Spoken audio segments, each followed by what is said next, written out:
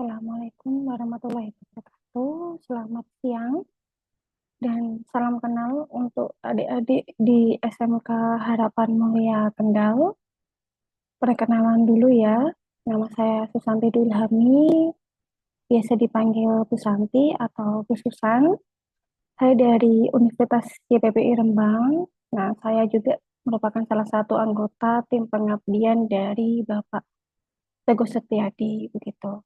Nah, di sini saya akan memberikan sedikit pemaparan ke adik-adik terkait dengan motivasi karir, gitu. Jadi, sebelum adik-adik nanti itu memilih karir, teman-teman ini harus tahu dulu gitu ya. Nanti mau berkarir jadi apa gitu.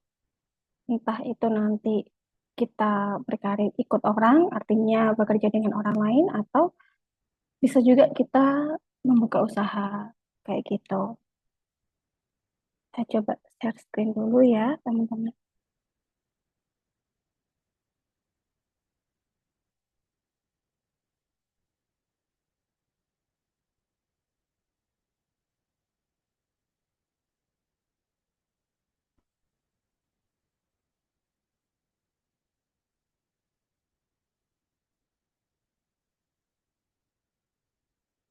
Oke.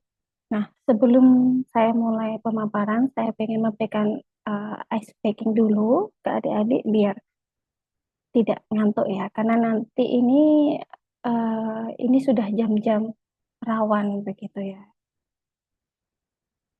Nah, jadi misalnya nih ada seekor katak gitu ya. Nah, katak ini akan menyeberangi sungai. Nah, diketahui lebar sungainya itu 20 meter. Sedangkan katak sekali melompat itu hanya sejauh 0,5 meter. Nah, katak ini itu berapa kali harus melompat agar dia bisa menyeberangi sungai?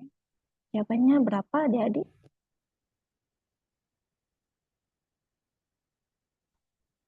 Jadi jawabannya katak itu hanya 2 kali ya melompat karena sisanya katak itu harus berenang gitu. Tidak mungkin di dalam air mereka melompat-lompat begitu.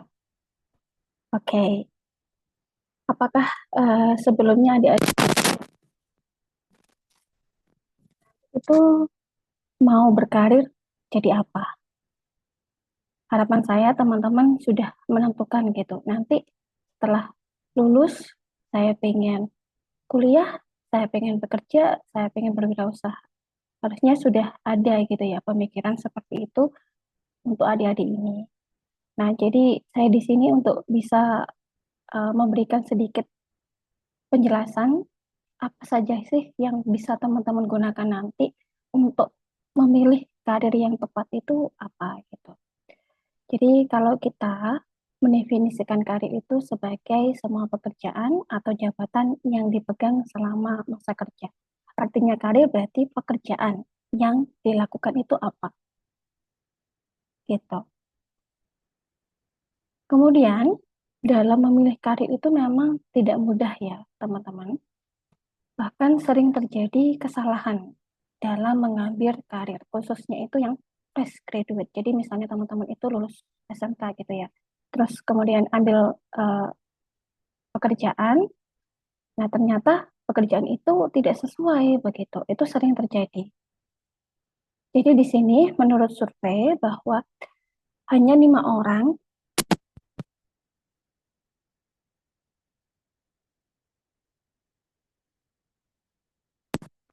starter. Jadi dia itu yang paling cepat dalam memulai dan juga memilih karirnya tepat. Dia cepat dalam memulai dan tepat dalam memilih. Tapi 95% berarti mereka itu belum cepat dalam memulai. Kemudian kita juga punya ini sebentar. Jangan percaya tanpa adanya bukti yang jelas gitu ya. Jadi kita itu seringnya beranggapan bahwa suatu pekerjaan ini enak sekali. Jadi istilahnya kita tidak tahu tidak enaknya seperti apa yang sudah dilakukan itu apa saja itu tidak jelas gitu. Tapi kita hanya tahu enaknya saja atau covernya saja. Nah, itu tidak boleh ya dalam memilih suatu karir karena basicnya setiap pilihan karir nanti itu juga pasti ada konsekuensinya, ada pro dan juga kontra.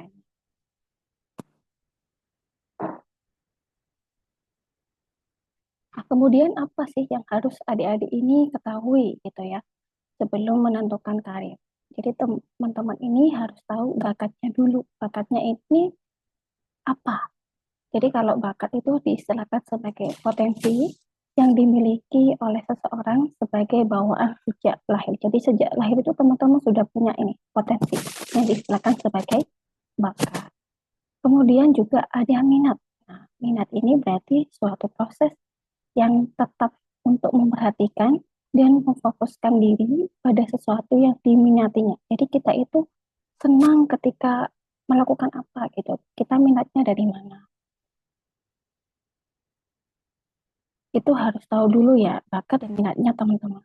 Nah, jenis bakat ada beberapa. Kita fokusnya ke ini ya, bakat numerikal. Jadi bakat numerikal ini berbentuknya angka, kemudian ada bakat mekanik. Nah, bakat mekanik ini berkaitan dengan tata kerja mesin, perkakas, dan alat fungsi lainnya. Jadi teman-teman itu seringnya ada di bakat mekanik karena ini fokusnya ke tata kerja mesin dan juga perkakas. Kemudian ada minat. Nah, ada minat secara profesional, minat keilmuan, seni, dan juga kesejahteraan sosial.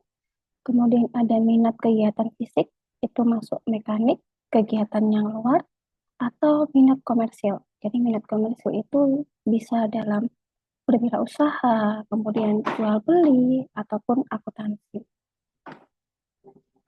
Minat yang keempat itu minat vokasional. Jadi minat vokasional ini minat memperoleh kepuasan dan juga hobi.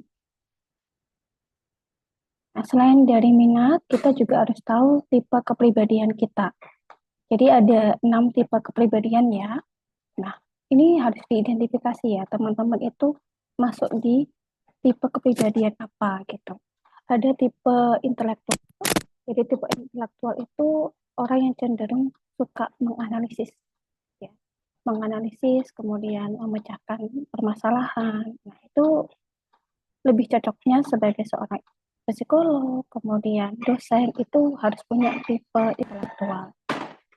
Kemudian tipe realistis, jadi tipe realistis ini lebih condong bekerja menggunakan keterampilan dan mengesampingkan teori. Jadi dia itu menyukai pekerjaan dengan objek yang pasti dan juga nyata. Jadi seperti teknisi, mekanik itu masuk di realistis.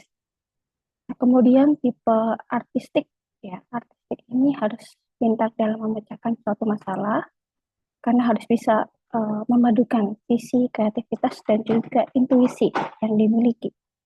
Jadi misalnya orang-orang seni-seni itu harus punya tipe artistik. Nah, tipe usahawan ini yang sering kita temukan ya, adik-adik. Jadi kalau tipe usahawan ini memiliki keahlian untuk mempengaruhi orang lain. Jadi kayak misalnya leader, nah itu harus punya kemampuan untuk mempengaruhi orang lain agar mereka terpengaruh mengikuti apa yang kita inginkan gitu. Nah, selain itu, kalau tipe usahawan ini juga harus uh, suka beradaptasi, kemudian juga kurang suka mengerjakan hal-hal yang detail, namun menyukai hal-hal yang besar. Kemudian ada tipe konvensional. Nah, ini konvensional hidupnya itu teratur, tekun, gigih, seperti akuntan, kemudian pegawai bank itu masuk di konvensional. Kalau tipe sosial itu bisa yang tipe-tipe akrab, orang yang mudah akrab dengan orang lain, pandai bicara, bertanggung jawab. Nah, itu masuk di tipe sosial. Seperti mediator, konselor, pengajar itu masuk di tipe sosial. Sedikit pemaparan yang bisa saya sampaikan. Akhirul kalam, wassalamualaikum warahmatullahi wabarakatuh.